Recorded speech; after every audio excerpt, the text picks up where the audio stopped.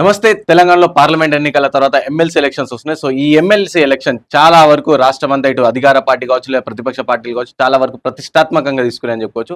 So, ముఖ్యంగా చూసుకుంటే BRS party so, ఏదైతే ఎమ్మెల్సీ ఎలక్షన్ వచ్చిందో రీఓపెన్, సో దాన్ని బట్టి బీఆర్ఎస్ పార్టీ ఎలాగైనా గెలవాలని రచ్చి చూస్తుంది. అధికారంలో ఉన్న కాంగ్రెస్ పార్టీ ఏదైతే ఉందో, సో మేము ఎలాగైనా అధికారంలో ఉన్నాం కాబట్టి మేము గెలుస్తామని చెప్పేసి కాంగ్రెస్ పార్టీ అనేది, బీజేపీ పార్టీ మోడీ వేవ్‌ని చూసుకొని బీజేపీ పార్టీ మేము గెలుస్తామని చెప్పేసి అంటారు. అండ్ ఇందులోనే మరొక సైడ్ చూసుకుంటే ఇటు అశోక్ సార్ ఎలాగైనా సరే నేను గెలుస్తా అని చెప్తున్నారు. ఇండిపెండెంట్ అభ్యర్థి బక్కా జడ్సన్ నేను గెలుస్తా అని చెప్పి సుమారుగా ఆల్ ఓవర్ గా చూసుకుంటే 52 నామినేషన్స్ దాఖలనే. సో ఇందులో మెజార్టీగా చూసుకుంటే 5 మెంబర్స్ ఇటు రాజకీయ పార్టీలు 3 అండ్ అలాగే ఇండిపెండెంట్ అభ్యర్థి బక్కా జడ్సన్ కావచ్చు, అశోక్ సార్ కావచ్చు. సో వీళ్ళ మధ్యన ప్రధానంగా పోటీ ఉంది.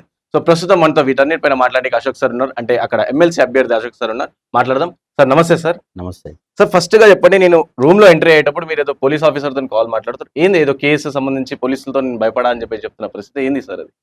ఎన్నికల ప్రచారంలో భాగంగా మహబూబాబాద్ లైబ్రరీ పోయాను. ఆ లైబ్రరీ పోయినందుకు గాను పోలీసులు నా పైన కేసు పెట్టారు. వాస్తవంగా అధికార పార్టీకి సంబంధించిన ఒక తీర్మానం మల్లన్న గాని మిగతా పార్టీల వాళ్ళందరూ గాని నాకంటే ముందే అన్ని లైబ్రరీలు తిరుగుతున్నారు. అవును. కానీ అశోక్ సార్ పైన కేసు పెట్టారు. వాళ్ళు అశోక్ సార్ పైన ముప్పేట దాడి చేస్తున్నారు. ఒక ఆయన టీఆర్ఎస్ కోవట్ అంటాడు, ఇంకో ఆయన కాంగ్రెస్ కోవట్ అంటాడు, ఇంకోటి బల్మూరు వెంకట సంబంధం ఉందని ఇంకొక ఆయన అంటాడు.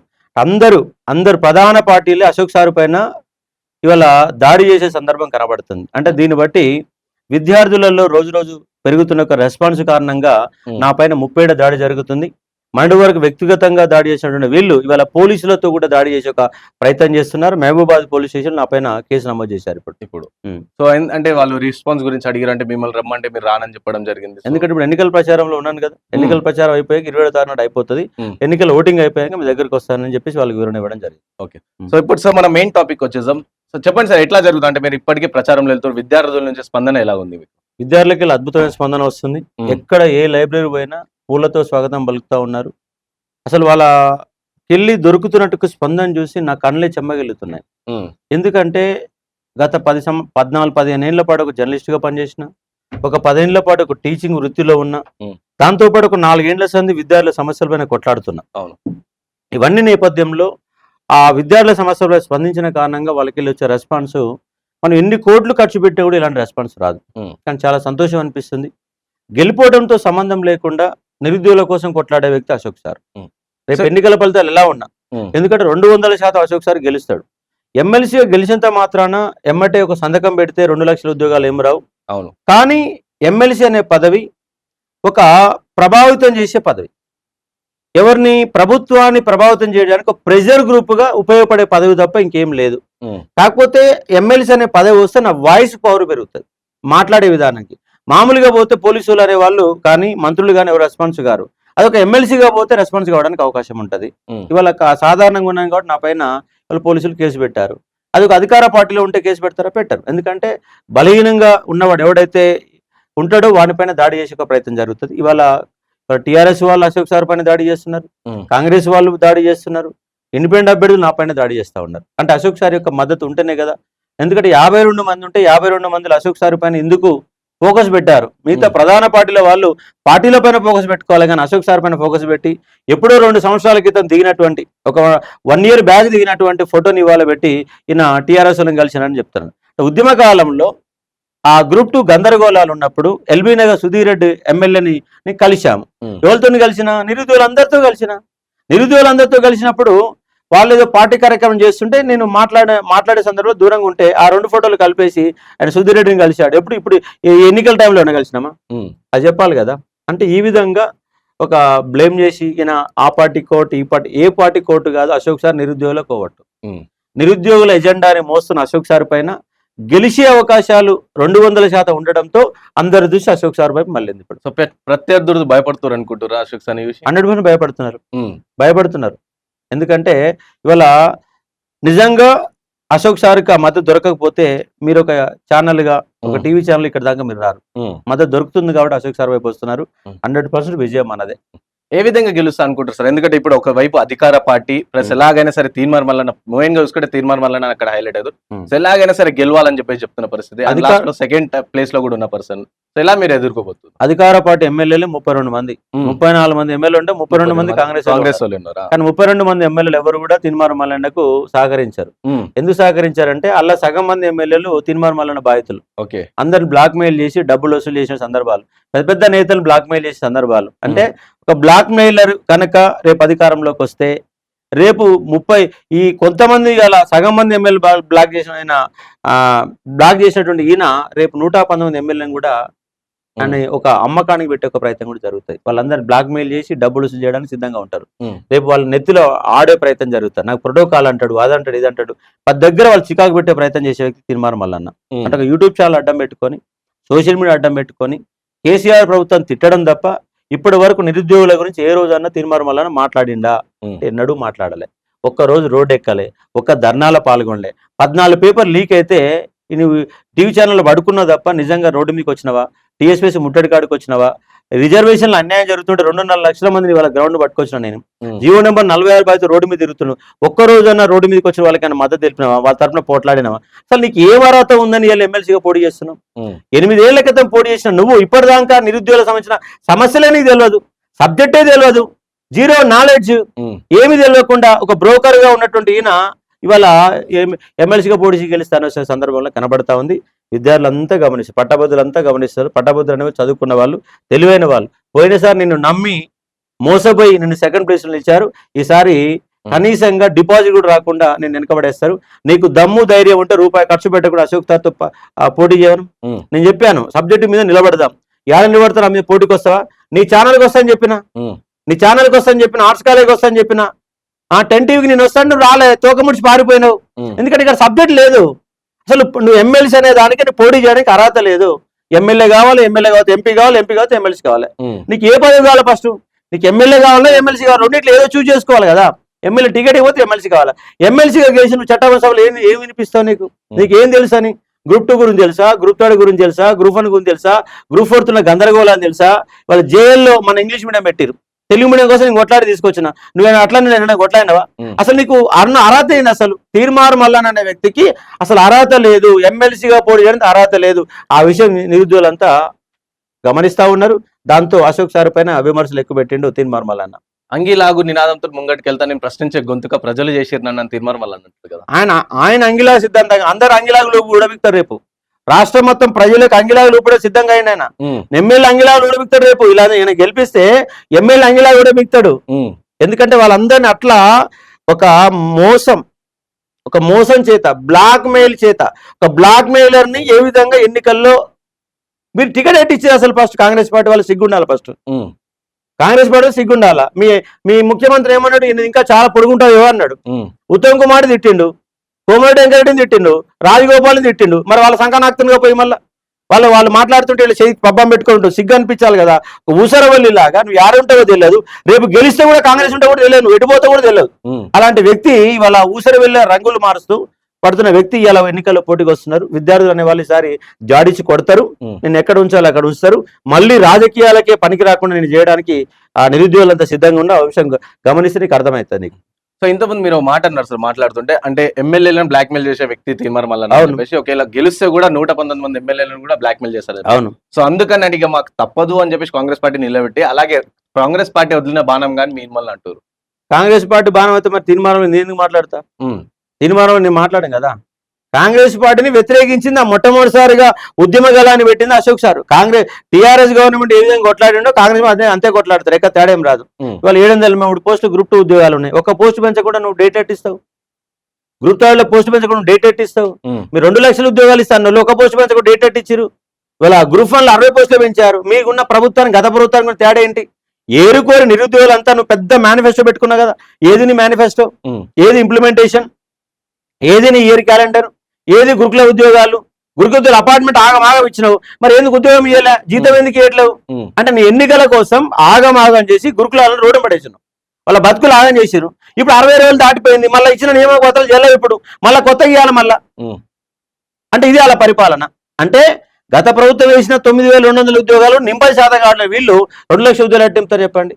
పైగా వీళ్ళు గ్రామ సచివాలయ లెక్క నిరుద్యోగులు మోసం చేయడానికి సిద్ధంగా ఉంది కాంగ్రెస్ పార్టీ. మేము చాలా ఊహించినాం, ఒక ప్రజాస్వామ్యాన్ని కాపాడుతాయని, నిరుద్యోగుల బతుకులను మారుతాయని, వీళ్ళంతా నిరుద్యోగ ఎజెండా 2 లక్షల ఉద్యోగాల ప్రకటన చూసి మేము మోసపోయినాం, ఇవాళ మోసం చేయడానికి ముందుకు వస్తుంది కాంగ్రెస్ పార్టీ.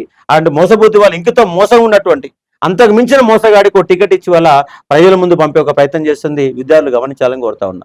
సో ఇంకోటి ఇదే తీర్మానం వలన హుజురాబాద్ ఎలక్షన్ నాకు తెలిపించింది. అంటే ఇన్నప్పుడు ఏమంటారు అంటే లైక్ నా శవయాత్రకు వస్తారా లేకుంటే ఏదైతే హుజురాబాద్ లో అన్నారు సో అలాగే తీర్మానం వలన కూడా అన్నారు. అంటే ఏదో క్లాక్ టవర్ కి నేను వేసుకుంటాను. సో దానిపైన మీరు పెద్దగా స్పందించలేరు అన్నట్టు అనిపిస్తుంది. అంటే ప్రజలు కూడా ఎక్కువ కనిపించలేదు. ఆయన ఓడిపోతారనే భయం పట్టుకుంది, ఓడిపోతారని భయం పట్టుకుంది, అందుకే ఇలాంటి మాటలు మాట్లాడుతున్నారు. చాలా మంది విద్యార్థులు ఏమంటారు అంటే నువ్వు ఊరేసుకుంటా అంటే తాళ్ళు లేకపోతే చెప్పు మీరు తెచ్చిస్తామని చెప్పేసి కింద కామెంట్లు పెడతారు. ఆయన ఛానల్ పెడుతున్నారు, ఆ ఛానల్ కాదు, ఆయన ఛానల్ పెడుతున్నారు.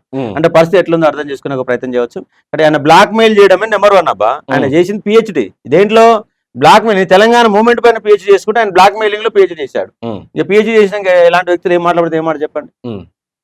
సో ఇంకోటి రీసెంట్ గా బక్క జక్సన్ గారు కూడా మీ పైన ఒక డిబేట్ లో కూడా అన్నాడు. ఆ వీడియో నేను చూసిన. అంటే నీ వెనక ఎవరున్నారో నాకు తెలుసు అని చెప్పేసి అన్నారు. సో ఎవరు సార్ మీ అనుకున్నది? నా వెనక నిరుద్యోగులు ఉన్నారు. మళ్ళీ బక్క జక్సన్ నా వెనక నిరుద్యోగులు ఉన్నారు. బల్మూరి వెంకట్ పైన యుద్ధం ముందుగా మొదలు పెట్టింది అశోక్ సార్. మరి అలాంటి బల్మూరి వెంకట్ వచ్చి అంటే నిరాహార దీక్ష చేసినప్పుడు బల్మూరి వెంకట్ ఆయన ఎమ్మెల్సీ కదా, ప్రభుత్వం తరపున వచ్చింది, ప్రభుత్వం పంపిస్తే వచ్చినటువంటి వ్యక్తి. అట్లా ఆయన యాక్చువల్ గా దుద్దుల శ్రీధర్ బాబు గారు ఆ రోజు రావాలి, నిమ్మరసం వేయడానికి రావాలి. ఆయన బిజీగా కరీంనగర్ లో ఉన్న కారణంగా ఆయన ప్రతినిధిగా ఆయన పంపాడు. అది జరిగినటువంటి అంశం. అంటే ప్రభుత్వం తరపున నిమ్మరసం తాపితే తప్ప. కానీ చూసే వాళ్ళకి ఏమర్థమైందంటే మరి బల్మూరి వెంకట్ నాకు నిమ్మరసం దాపి మరి ఇలా తీర్మానం వల్ల తిరుగుతున్నాడు. మరి తీర్మానం వల్ల అంటే బల్మూరి వెంకట్ ఎందుకు తిరుగుతున్నాడు? అశోక్ సార్ యొక్క మద్దతు తెలిపితే అశోక్ సార్ అంటే తిరగాలి కదా. తీర్మానం వల్ల ఎక్కడ ఎట్టున్నాడు? బల్మూరి వెంకట్ కూడా అమ్ముడు పోయింది తీర్మానం వల్లకి. అశోక్ సార్కి మద్దతు ఇవ్వాల్సినటువంటి, ఎందుకంటే నిరుద్యోగులు ఇప్పుడు తీర్మానం వల్ల నిరుద్యోగ కాదు, నిరుద్యోగ అంశాలు తెలియదు. నాకు తెలుసు బల్మూరి వెంకట్ నిరుద్యోగ అంశాలు తెలుసు. మరి నిరుద్యోగుల తరఫున కొట్లాడి అశోక్ సార్ మద్దతు ఇవ్వాలి వాళ్ళు బల్మూరి వెంకట్, కానీ వాళ్ళ తీర్మానం వల్ల మద్దతు ఇస్తున్నాడు. మరి ఆయన అమ్ముడు పోయినట్టే కదా, బల్మూరి వెంకట్ అమ్ముడు పోయినట్టే కదా.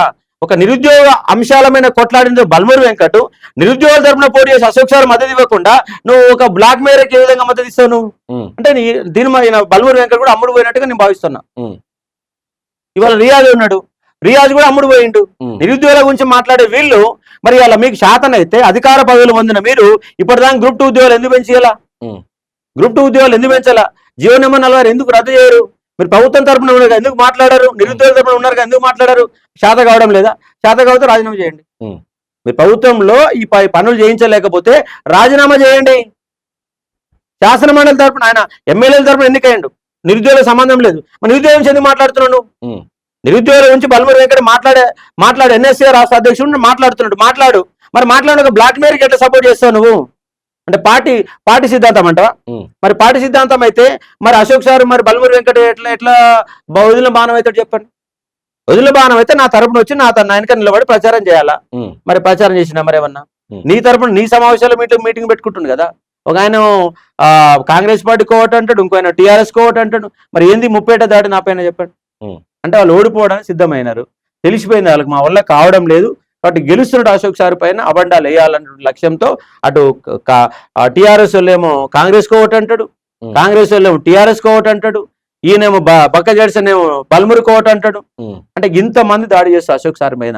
అంటే నిజాయితీగా నిక్కర్సిగా నిరుద్యోగ అంశాలపైన మాట్లాడే ఏకైక వ్యక్తి అశోక్ సార్. ఎందుకంటే ఇవాళ ప్రతి నోటిఫికేషన్లో గందరగోళాలు ఉన్నాయి. 14 పేపర్లు అమ్ముకున్నారు. అలా సిట్టు దర్యాప్తు అన్నారు. మరి ఏది కాంగ్రెస్ పార్టీ సోయి ఉండాలి కదా. వాళ్ళంతా గొప్పగా కోర్టులలో కేసేసి హైకోర్టులో సుప్రీంకోర్టులో కేసు దాకా పోయారు కదా. ఏమైంది సిట్టు దర్యాప్తు? కాంగ్రెస్ పార్టీ కాంగ్రెస్ పార్టీ పెద్ద ఎత్తున ఉద్యమాలు చేశారని చెప్పుకున్నాను నాయకులు. సిట్టు దర్యాప్తు ఏమైంది? సిట్టు దర్యాప్తు బయట పెట్టని చెప్పాను బల్మూరి వెంకట్ సవాల్ చేస్తా ఉన్నా. ఏమైంది సిట్టు దర్యాప్తు ఏమైంది? 100 మంది అరెస్ట్ చేసి కదా ఆ కేసు ఏడదాకా పోయింది. ఆ కేసు బయట తీయాలి కదా. మరి ప్రభుత్వం 5 నెలలు అవుతుంది, ఎందుకు మీ నివేదిక ఎందుకు బయట రావడం లేదు? అంటే మీరు కూడా అల్లకోవట్లే. మీరు కూడా గత ప్రభుత్వం చేసిన దానికి మీరు మద్దతు తెలుపుతున్నారు. పైగా గత ప్రభుత్వంలో డీజీపీగా పనిచేసిన వ్యక్తిని ఈ ప్రభుత్వంలో టీఎస్పీ చైర్మన్ చేశారు. ఎట్లా చేశారు టీఎస్పీ చైర్మన్ చెప్పండి? గత ప్రభుత్వం డీజీపీ రిటైర్డ్ డీజీపీ ఎవరు దొరకలేదా? గత ప్రభుత్వాన్ని మద్దతుగా నిలబడి కేసులు పెట్టినట్టు వ్యక్తికి మళ్ళీ మీరు టీఎస్పీ చైర్మన్ ఇచ్చారు. ఎట్లా ఇచ్చారు? అంటే మీరు కూడా గత ప్రభుత్వం లాగా మీరు మారిపోయారు. మీరు కూడా నిరుద్యోగులు చేసేది ఏమీ లేదు. నిరుద్యోగుల ఎజెండాతో ముందుకెళ్తున్న అశోక్ సార్ రేపు 30 లక్షల మంది నిరుద్యోగులు ఏకం చేసి మీ ప్రభుత్వానికి యుద్ధానికి వస్తున్నా మీరు రెడీగా ఉండండి. ఇంకోటి సార్ ఇంతకుముందు మీరు అన్నట్టు అంటే కాంగ్రెస్ ప్రభుత్వం అధికారంలోకి వచ్చిన చాలా ఆశించడం చాలా చేస్తుందని చెప్పి చెప్తారు. ఇంకోటి తెలంగాణ ప్రభుత్వం నాశనం కానీ 10 సంవత్సరాలు పట్టిందని చాలా మంది అంటుంటారు. అవును. సో అలాంటి నాశనం కానీ 10 సంవత్సరాలు టైం పడితే ఉమ్. సో బాగుపడికి ఇంకో 5 సంవత్సరాలు పడతాయి. అలాంటి 6 నెలల్లోనే ఇంతరం వాళ్ళు నాశనమైన 10 ఏళ్ళు వెనక తీసుకుపోతే 50 ఏళ్ళు వెనక తీసుకుపోయేటట్టు ఉంది. వాళ్ళు 10 ఏళ్ళు వెనక తీసుకుపోయి 50 ఏళ్ళు వెనక తీసుకుపోతారు. ఎందుకంటే ఇప్పటిదాకా రాష్ట్రానికి విద్యాశాఖ మంత్రి లేడు. విద్యకు మీరు ఏ పడి ప్రాధాన్యత ఇస్తున్నారు? ఇప్పటిదాకా ఒక్క నోటిఫికేషన్ ఎగ్జామ్ పెట్టాలా, ఒక్క నోటిఫికేషన్ కూడా ఎగ్జామ్ కావాలా. ఎగ్జామ్ కాదు కూడా 30,000 ఉద్యోగాలు ఎట్టించారు మీరు. అంటే గత ప్రభుత్వం లెక్కలు ఇచ్చేసి, అంటే గత ప్రభుత్వం ఓలకోబుడిన కొడుకు నా కొడుకు అని చెప్పేసి ఎత్తుకునే పరిస్థితిలో వీళ్ళ కాంగ్రెస్ వాళ్ళు ఉన్నటువంటి పరిస్థితి. కాబట్టి ఇది వీళ్ళు చేసే తప్పుడు ఆరోపణలు, వీళ్ళు చేసే తప్పుడు హామీలు. నిన్న రేవంత్ రెడ్డి గారు ఏమంటే ఆల్రెడీ ఏరి క్యాలెండర్ అమలు చేస్తున్నాం అంటున్నాడు. చాలా న్యూస్ ఛానల్స్ కూడా ఇంటర్వ్యూ ఇచ్చారు. మరి ఈ ఏరి క్యాలెండర్ అంటే అసలు ముఖ్యమంత్రి గారికి అవగాహన ఉందా లేదా నాకు డౌట్ వస్తుంది. ఎందుకంటే అసలు దానిపైన చర్చే రాలేదు, దానికి బయటకి ఇవ్వలేదు, ఒక నోటిఫికేషన్ ఇవ్వలేదు. నువ్వు ఏరి క్యాలెండర్ ఎట్ట మొదలు పెట్టినట్లెక్క. సో ఇంకోటి సార్, మీరు ఉస్మాన్ యూనివర్సిటీలో నేను వెళ్ళినప్పుడు విద్యార్థులు అడిగినప్పుడు మొన్న రీసెంట్లీ అశోక్ సార్ వచ్చారు. సో ప్రచారానికి డబ్బుల కోసం ఒక్కొక్కరి దగ్గర 100 రూపీస్ ఇసుకోరని చెప్పి సో అక్కడ మాకు మీ ఆర్థిక పరిస్థితి అర్థమైంది. అలాంటిది మీరు ఎలా ఎదుర్కోబోతుంది? ఎందుకంటే గతంలో చూసినాం మనం 2021 ఆ టైంలో కూడా ఒక్కొక్క ఓటుకి 1500, 2000 చొప్పున గ్రాడ్యుయేట్స్కి ఇచ్చిన పరిస్థితి. సో అలాంటి మీకు ఏం ఆర్థిక పరిస్థితి లేదన్నట్టు మాకు అర్థమైంది. సో ఎలా మీరు ఎదుర్కోబోతున్నారు? వాళ్ళు నిరుద్యోగులతో ఎదుర్కోబోతున్నా. నిరుద్యోగులే నా యొక్క సైన్యం. నిరుద్యోగ సైన్యం పెద్ద సైన్యం ఉంది నాకు. వాళ్ళు ఎవరికి సైన్యం లేదు. వాళ్ళు ఎవరైనా పార్టీ కార్యకర్తలను కలుస్తున్నారు, నేను నిరుద్యోగులను కలుస్తున్నా. ఎవరు ఓటర్లు వాళ్ళే నాకు సైన్యంగా ఉన్నారు. ఇంకా నాకు భయం ఎందుకు, ఇంకా నాకు డబ్బులు ఎందుకు? ఇంకా వాళ్ళు డబ్బులు పంచితే పంచినప్పటికీ అశోక్ సార్దే విజయం. వాళ్ళు పంచడానికి సిద్ధమయ్యారు. ఆల్రెడీ నియోజకవర్గాలకు డబ్బులు కూడా పంపారు. ఓటుకు పైసలు ఇవ్వడానికి వాళ్ళు సిద్ధమయ్యారు. కాబట్టి వాళ్ళు ఎన్ని నోట్లు పంచినా ఏది పంచినా అశోక్ సార్దే ఇక విజయం అనే అంశంగా అర్థం చేసుకోవచ్చు. ఒకవేళ గెలిస్తే ఏం చేద్దాం అనుకుంటా? విద్యార్థి వచ్చి ఒకవేళ సపోజ్ మీరు ఎమ్మెల్సీగా అడుగు పెట్టినప్పుడు ఏం మార్పులు చేద్దాం అనుకుంటారు? మొట్టమొదటిసారిగా నిరుద్యోగులలో ఒక అభద్రతా భావం. అభద్రతా భావం తొలగించడం అంత ఈజీ కాదు. తొలగించాలంటే ఫస్ట్ విద్యార్థుల లోపాలు ఏంటో గుర్తించాలి. సో డిగ్రీ స్టాండర్డ్ లో ఎడ్యుకేషన్ సిస్టమ్ బాగాలేదు. కేవలం ఒక నోట్బుక్ స్టైల్కు నోట్బుక్ పట్టుకుని కాలేజీ వస్తున్నారు. స్టడీస్ కరెక్ట్ జరగట్లేదు. డిగ్రీ అయిపోయిన విద్యార్థి తర్వాత ఏం చేయాలో తోయడం లేదు. ఎంటెక్ చేసిన వాళ్ళు కానిస్టేబుల్కి అప్లై చేసుకుంటున్నారు. ఎంటెక్ చేసిన వాళ్ళు స్విగ్గీ జొమాటోలో పనిచేస్తున్నారు. అంటే క్వాలిటీ విద్య లేదు. 10th క్లాస్ వరకు ఎంతో కొంత కొనసాగిన విద్య ఇంటర్మీడియట్ రాగానే కొంత ఖరాబ్ అవుతుంది, డిగ్రీలో మొత్తం ఖరాబ్ అవుతుంది. ఆ విద్యా వ్యవస్థను మార్పు తీసుకురావాలి. అంటే విద్య క్వాలిటీ పెంచాలి, టెక్నికల్ స్కిల్స్ పెంచాలి, లాంగ్వేజ్ స్కిల్స్ పెంచాలి. ఇవన్నీ పెంచితే కొద్ది వాళ్ళ మీద వాళ్ళకి నమ్మకం వస్తుంది. ఇదే టైంలో హైదరాబాద్లో సాఫ్ట్వేర్ రంగం ఉంది. హైదరాబాద్ సాఫ్ట్వేర్ రంగంలో కొన్ని లక్షల ఉద్యోగాలు ఉన్నాయి. కానీ తెలంగాణ బిడ్డలు 10% కూడా లేరు. 10% కూడా తెలంగాణలో ఎవ్వరు కూడా లేరు. మరి 10% కూడా తెలంగాణలో లేకపోతే తెలంగాణ రాష్ట్రం ఎందుకు? ఫార్మా రంగంలో కానీ, ఐటీ సెక్టర్లో కానీ, ఇండస్ట్రియల్ సెక్టర్లో కానీ తెలంగాణ వాళ్ళ వాటా చాలా శూన్యము, చాలా తక్కువగా ఉంది. అది పెంచాలి. ఇవాళ కాంగ్రెస్ గవర్నమెంట్ కూడా ఏమన్నదంటే 70% మేము స్థానికులకు రిజర్వేషన్ కల్పిస్తామని చెప్పింది. మరి ఎట్లా కల్పిస్తారో చూడాలి. మరి ఇవ్వాలి, హామీ ఇవ్వడం కాదు. 2 లక్షల ఉద్యోగాలు ఇస్తామని ఇంతవరకు మొదలు పెట్టలా. గ్రూప్ 2లో పోస్టులు పెంచాలా. జీవో నెంబర్ 40 అసలు అమలే చేయడం లేదు. దాన్ని మొత్తంగా పక్కన పెట్టారు. కమిటీ ఏర్పాటు చేసి కమిటీ పేరుతో కాలయాపన చేశారు. 60 రోజుల్లో నివేదిక ఇస్తామన్నారు. 100 రోజులు దాటిపోయింది. అయినప్పటికీ ఇంతవరకు దాని మీద అతిగతి లేదు. కాబట్టి ఈ ప్రభుత్వం మోసం చేయడం కోసం ఈ ప్రభుత్వం ఏర్పడినట్టుగా నేను అనుమానిస్తా ఉన్నాను. అశోక్ సార్ ఒక్కోరితోనే ఇదంతా సాధ్యమవుతుంది అనుకుంటారా? నేను ఒక్కరిని కాదు, చాలా మందిని కలుపుకొని పోతా. మేధావులందరూ నేకం చేస్తా, నిరుద్యోగులందరూ నేకం చేస్తా, ఉన్న వ్యవస్థని వాళ్ళు మోటివేట్ చేసే ప్రయత్నం చేస్తా.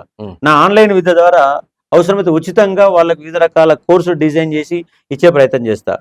అన్ని కాలేజీలు తిరుగుతా. నాట్ ఓన్లీ ఒక కాలేజ్ 2 కాదు, రాష్ట్రంలో ఎన్ని డిగ్రీ కాలేజీలు అన్ని బీటెక్ అన్ని కాలేజీలు తిరుగుతా. విద్యార్థులని చైతన్యవంతం చేసే ప్రయత్నం చేస్తా. మనం బాగుపడాలంటే నువ్వు ముందుగా కష్టపడాలి. నువ్వు కష్టపడకుండా టెక్నికల్ స్కిల్ నేర్చుకోకుండా నీ స్కిల్ డెవలప్మెంట్ నేర్చుకోకపోతే జీవితం అనేది ఉండదు. ఆప్షన్ ఏ ప్రభుత్వ ఉద్యోగాలు, ఆప్షన్ బి ప్రైవేట్ ఉద్యోగాలు. ఒకవేళ ప్రభుత్వ ఉద్యోగాన్ని పైన పోటీ ఎక్కువ ఉన్నాయి 2 లక్షల ఉద్యోగాలు ఇస్తామన్నారు. దాంట్లో వాళ్ళు ఇచ్చే కూడా 8,000 ఉద్యోగాలే 1,00,000 ఉద్యోగాలు ఉంటాయి. ఎందుకు? గ్రామ కార్యదర్శి మన ఏపీ ఇచ్చింది కదా, గొప్పగా చెప్పిన గ్రామ కార్యదర్శి ఇచ్చేసి ఉద్యోగాలు చేశారు. వీళ్ళు కూడా కాంగ్రెస్ పార్టీ వాళ్ళు రేపు గ్రామ కార్యదర్శి లాంటి చిన్న స్థాయి ఉద్యోగాలు అంటే ఎంటెక్ చేసినప్పుడు, బీటెక్ చేసినప్పుడు, పిహెచ్డీ చేసినప్పుడు మళ్ళీ 8,000 ఉద్యోగాలు మళ్ళీ పనిచేయాలి. అది రోజు కూలి కూడా సరిపోదు. ఎందుకంటే రోజు 250 రూపాయలు వస్తాయి. రోజు 250 రూపాయలతో వాడిని ఫ్యామిలీ టైజ్ ఆకాలో అర్థం కాని ఒక పరిస్థితి. అంటే ఈ ప్రభుత్వాలు అనే వాటికి సోయి లేదు. రోజు రోజుకు నిరుద్యోగత పెరుగుతుంది. దేశంలోనే 2వ స్థానంలో నిరుద్యోగం అనేది కొనసాగుతా ఉంది. అంటే వాళ్ళ టెక్నికల్ స్కిల్ పెంచుతూ హైదరాబాద్ నాన్ లోకల్ అడ్డాగా మారింది. మొత్తం సీమాంధ్రులు అనే వాళ్ళు ఇప్పటికీ ఉన్నారు. నిన్న ఎన్నికల కోసం ఎంపీ ఎన్నికలు పోతే ఈ నుంచి నాకట్పల్లి దాకా ట్రాఫిక్ జామ్ అయింది. అంటే ఆంధ్రలో ఎంతమంది తెలంగాణలో మీరు అర్థం చేసుకోవచ్చు.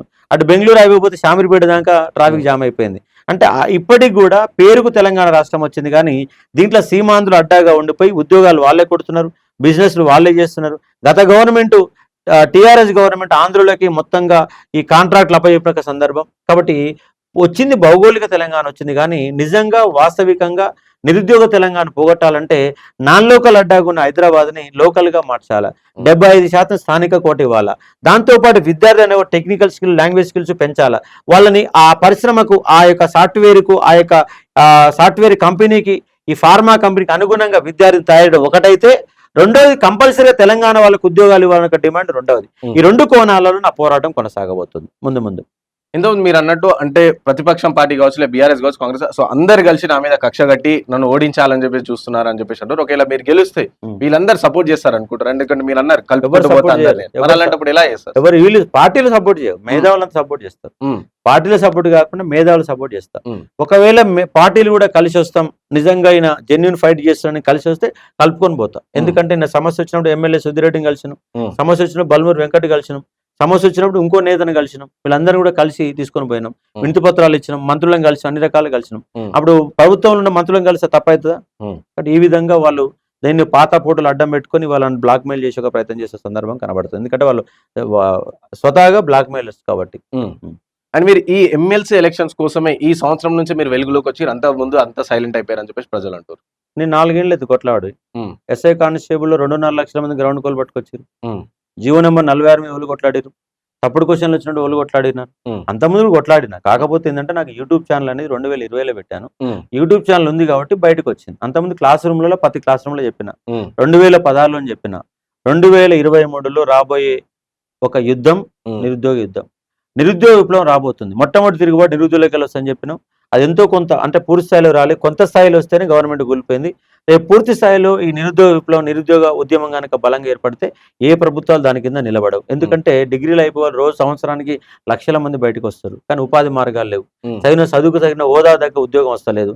అది సరిపోని సందర్భం, అసంతృప్తి, దీని కారణంగా పెళ్లి జరగడం లేదు, నిత్యం మానసిక సంఘర్షణ. ఊళ్ళల్లో కూలి పని చేసిన వాళ్ళు, 4 పని కూలి పని, వ్యవసాయ పని చేసిన వాళ్ళు 8:30కు పడుకుంటా ఆరాంశ నిద్రపోతారు. కానీ హైదరాబాద్లో ఉన్న ఒక నిరుద్యోగి, పోటీ పరీక్షలు ప్రిపేర్ అయ్యే నిరుద్యోగి, వివిధ రకాల ప్రైవేట్ ఉద్యోగాలు చేసిన నిరుద్యోగులు అనే వాళ్ళు 12, 1 గంట, 2, 3 అయినా కూడా నిద్ర రాని యొక్క పరిస్థితి. దీన్ని మనం ఏమంటామంటే నిరుద్యోగుల మానసిక సంఘర్షణ. రైతు ఆత్మహత్యలు ఎట్లా జరుగుతున్నాయి, రైతు ఆత్మహత్యల కంటే మించి ఇవాళ నిరుద్యోగ ఆత్మహత్యలు చోటు చేసుకుంటున్నాయి. ఎందుకంటే దేశంలోనే 2వ స్థానంలో ఉన్న నిరుద్యోగుల అంశాలు ఉంది, తెలంగాణ రాష్ట్రం ఉంది. కాబట్టి ఈ నిరుద్యోగ అంశాలు చర్చకు రావాలా, టీవీ డిబేట్లలో రావాలా, న్యూస్ పేపర్లో రావాలా, మేధావులందరినీ ఏకం చేయాలా, చేసి దాని మార్గాన్వేషణ చేయాలా. నిరుద్యోగ సమస్య పరిష్కారం ఏంటి, ఎక్కడెక్కడ పరిష్కార మార్గాలు ఉన్నాయి, ఏదో ఊకదంపుడు ఉపన్యాసాలు ఇవ్వడే కాకుండా కార్యాచరణలో కార్యదీక్షగా పనిచేయాలి. ఒక ఎగ్జాంపుల్ మీకు చెప్తాను. కేరళ రాష్ట్రం ఉంది. ఒకప్పుడు ప్రభుత్వ స్కూళ్ళల్లో కేవలం 17% మందే గవర్నమెంట్ స్కూళ్ళలో చదువుకున్నారు. దాంతో గవర్నమెంట్ ఏం చేసిందంటే ఒక్కసారిగా 55,000 మంది ఒక జీవో తీసేసి ఉద్యోగాలకి తీసేసింది. ఆ తర్వాత అచ్యుతానంద్ అనే ఒక సీఎం వచ్చింది. అచ్యుతానంద్ సీఎం వచ్చిన తర్వాత ఈ గవర్నమెంట్ బడి ఎందుకు మూతబడింది, మూతబడడం గల కారణాలు ఏంటి, ఆయన అన్వేషణ చేసి ఎవరైతే తీసేసారో ఉద్యోగులందరినీ, ఇంటికి పోయిన వాళ్ళు పంపించిన వాళ్ళందరినీ రిటర్న్ పిలిపించి, నేను ఈ ప్రభుత్వ బడిని బాగా చేయాలనుకుంటున్నా, నేను ప్రతి హై స్కూల్కి ₹1,00,00,000 ఇస్తా, మీరు ఏం చేస్తారో చెప్పండి అంటే వాళ్ళు కూడా ముందుకు వచ్చి అవసరమైతే గంట పొద్దుగాలు వస్తాం, అవసరమైతే గంట సాయంత్రం ఈవినింగ్ ఉంటాం, మేము కూడా కష్టపడతామని చెప్పేసి వాళ్ళ ఒప్పందం, ప్రభుత్వ ఒప్పందం కారణంగా ఇవాళ కేరళలో గవర్నమెంట్ స్కూళ్ళల్లో చదివే వారి యొక్క శాతం ఎంతంటే 93% ప్రభుత్వ స్కూల్లో చదువుతున్నారు. వాళ్ళు త్రివేంద్రంలో కనీసంగా 300 కంప్యూటర్లు ఉన్నటువంటి పాఠశాలలు చాలా ఉన్నాయి. 3,000 మందికి పైన ఉన్న స్టూడెంట్స్ ఉన్నటువంటి పాఠశాలలు చాలా ఉన్నాయి. అదే గవర్నమెంట్ స్కూళ్ళల్లో తెలంగాణలో చూస్తే 50 మంది, 60 మంది హై స్కూళ్ళల్లో. నేను చదువుకున్నప్పుడు ప్రతి హై స్కూల్లో 500 మంది తక్కువ ఉండేవాళ్ళు కాదు, 500, 600, 1000 మంది ఉండేవాళ్ళు. ఇవాళ ఎక్కడ కనపడుతున్న విద్యార్థులు, ఎటుపోయారు విద్యార్థులు అంటే ప్రభుత్వ బడిని మింగేస్తున్నారు, కార్పొరేట్ను ప్రోత్సహిస్తున్నారు, ప్రైవేట్ రంగాన్ని ప్రోత్సహిస్తున్నారు. దాని ఫలితమే తెలంగాణలో గవర్నమెంట్ స్కూల్లో చదివే వాళ్ళ శాతం 46% అయితే ప్రైవేట్ స్కూళ్ళలో చదివే వారి శాతం 54%గా ఉంది. ఈ వ్యవస్థలో మార్పు రావాలా, ఈ వ్యవస్థలో, విద్యా వ్యవస్థలో మార్పు రావాలా, టెక్నికల్ స్కిల్ మార్పు రావాలి. మొత్తంగా ఈ మార్పు అనేది సాధ్యమైతేనే ఇది అయితే కూడా అర్థం చేసుకునే ప్రయత్నం చేయవచ్చు. సో అశోక్ సార్ కేవలం రాజకీయ లబ్ధి కావచ్చు, పదవి లబ్ధి కోసమే బుక్కులు పంచడం కానీ ₹1 ఆన్లైన్ క్లాసెస్ గా పెడుతున్నారు అని చెప్పేసి అంటున్నారు. గతంలో కూడా ₹100 ఇచ్చినాం. గతంలో లాస్ట్ ఇయర్ కూడా ₹100 కోర్సు ఇచ్చిన, అప్పుడు ఎమ్మెల్సీ పదవి లేదు కదా. ₹1 కోర్సు, ఒక తెలంగాణ ₹1 కోర్సు నా యాప్ రెడీగా ఉన్నది. కొన్ని ఫీజులు అందుబాటులోకి తీసుకొచ్చే ప్రయత్నం చేసిన. మార్కెట్లో ₹10,000 ఫీజు ఉంటే నా దగ్గర ₹1,000 ఉంటుంది. 10%, 15%, 20%. అంటే 100 రూపాయలు బయట వాళ్ళు వసూలు చేసి 20 రూపాయలకే నేను కోచింగ్ ఇచ్చిన. ఎందుకంటే అన్ని సబ్జెక్టులు అశోక్ సార్ చెప్పాడు. పాలిటీ చెప్పియాలా, ఎకానమీ చెప్పియాలా, ఇంగ్లీష్ చెప్పియాలా, ఫిజిక్స్ చెప్పియాలా, కెమిస్ట్రీ చెప్పియాలా. అంటే అశోక్ సార్ హిస్టరీ మాత్రమే చెప్తారు. మిగతా సబ్జెక్టులు వాళ్ళకి జీతాలు ఇవ్వాలా. టెక్నికల్ డిపార్ట్మెంట్ ఉంటాయి, ఒక కెమెరామన్ పనిచేస్తారు, ఒక డీడీ పవర్ పనిచేస్తారు, ఒక వీడియో ఎడిటర్ పనిచేస్తారు, వాళ్ళందరూ జీతాలు ఇవ్వాలా. ఈ పైగా బిల్డింగ్ రెంట్ కట్టాలా, కరెంటు బిల్లు కట్టాలా, నెట్ బిల్లు కట్టాలి, ఇవన్నీ కట్టాలి. కట్టాలంటే ఎంతో కొంత ఫీజు పెట్టాలి. మొత్తం ఫ్రీకి ఇవ్వడం అంటే, ఎందుకంటే అది ప్రభుత్వం కాదు. నిజంగా ప్రభుత్వంలో ఉంటే పెద్ద కష్టమేం కాదు. ఇవాళ టీశాట్ మన టీ ఉంది, గవర్నమెంట్లో దాంట్లో 400-500 మంది పనిచేస్తున్నారు. అది నామకి వాసుగా పనిచేస్తుంది. నిజంగా సీరియస్గా టీశాట్ కనుక కరెక్ట్గా పనిచేస్తే అశోక్ సార్ యొక్క ఆన్లైన్ క్లాస్ ఎందుకు మళ్ళీ? గవర్నమెంటే సరిగా నడిపితే, గవర్నమెంటే క్వాలిటీ ఇస్తే, గవర్నమెంటే పైసలు ఇచ్చి క్లాసులు చెప్పిస్తే అశోక్ సార్తో ఏం పని? మీరు చెప్పట్లేరు కాబట్టి, మీ దగ్గర గవర్నమెంట్ అనే వ్యవస్థ నాశనం అవుతుంది కాబట్టి ప్రైవేటు వైపు చూస్తున్నారు. కాబట్టి ఫస్ట్ ముందుగా ప్రభుత్వ బడిని బాగా చేయాలా, విద్యా వ్యవస్థలో మార్పులు తీసుకురావాలా, డిగ్రీలో పిల్లవాడి క్వాలిటీ ఎడ్యుకేషన్ ఇచ్చే ప్రయత్నం చేయాలి. అప్పుడే ఈ సమాజం బాగుపడుతుంది. ఆ సమాజ బాగు కోసం అశోక్ సార్ ముందుకు వచ్చిండు.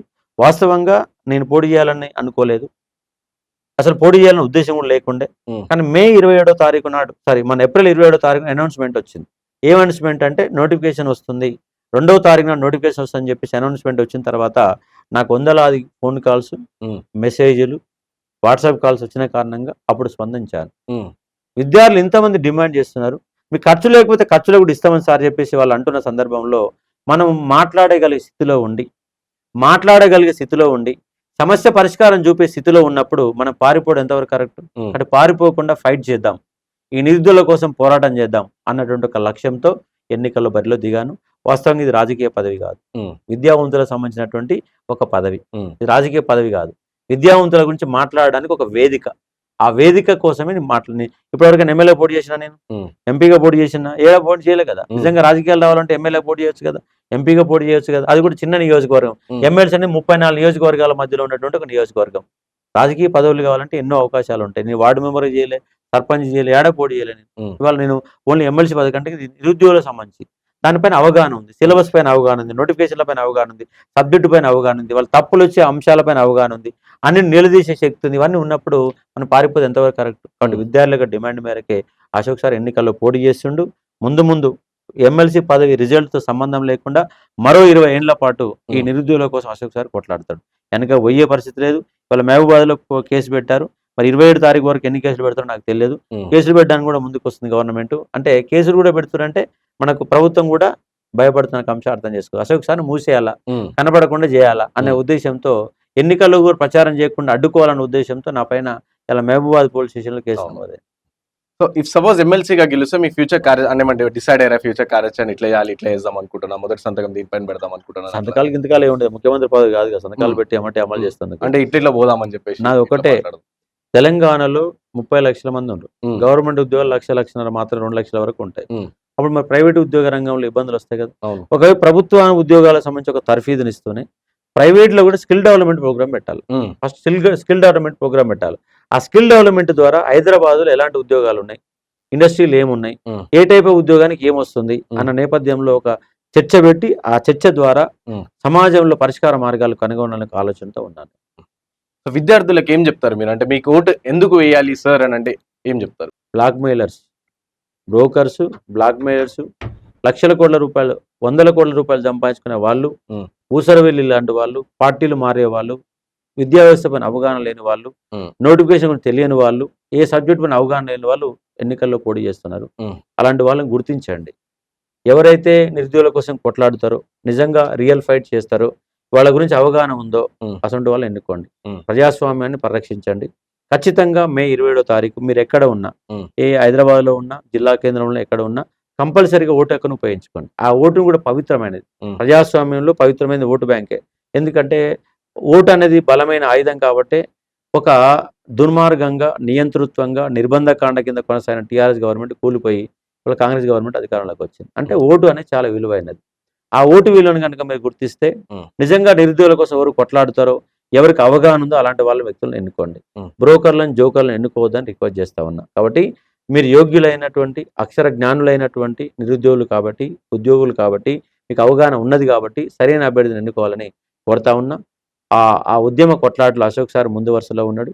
కాబట్టి మీరు గనక నన్ను గెలిపిస్తే వాళ్ళకు వాయిస్గా ఉమ్. వాయిస్లెస్ గా ఉన్నట్టు నిరుద్యోగులు, ఎందుకంటే ఏ ప్రభుత్వం నిరుద్యోగుల నుంచి పట్టించుకోవడం లేదు. వాయిస్లెస్ గా ఉన్న నిరుద్యోగుల తరపున అశోక్ సార్ కొట్లాడుతాడు, నిలబడతాడు, గొడవ చేస్తాడు, వాళ్ళ హక్కుల సాధన కోసం పనిచేస్తాడు. సో విన్నారు కదా, ఒకవేళ నన్ను మాత్రం గెలిపిస్తే నిరుద్యోగుల కష్టాలు తెలుసు, విద్యార్థుల యొక్క బాధలు తెలుసు. సో వీటన్నిటిపైన నేను కొట్లాడతా. అండ్ ఇప్పుడున్న రాజకీయ పరిస్థితులు కావచ్చు, సో అక్కడ పోటీ చేసే వాళ్ళందరూ కూడా ఒక బ్లాక్ మెయిలర్స్ కావచ్చు, లేకపోతే ఒక ఊసరు వెళ్ళి పార్టీలు మారే ఊసరు వెళ్ళాలందరూ ఉన్నారు. సో నన్ను గెలిపిస్తే మాత్రం విద్యార్థుల పక్షాన్ని ఉంటా. ఒకవేళ గెలిచినా గెలవకపోయినా సరే ఎలాగైనా సరే నేను విద్యార్థుల పక్షాన్ని ఉంటా, వాళ్ళ కోసం కొట్లాడతా అని చెప్పేసి అశోక్ సార్ చెప్తున్న పరిస్థితి.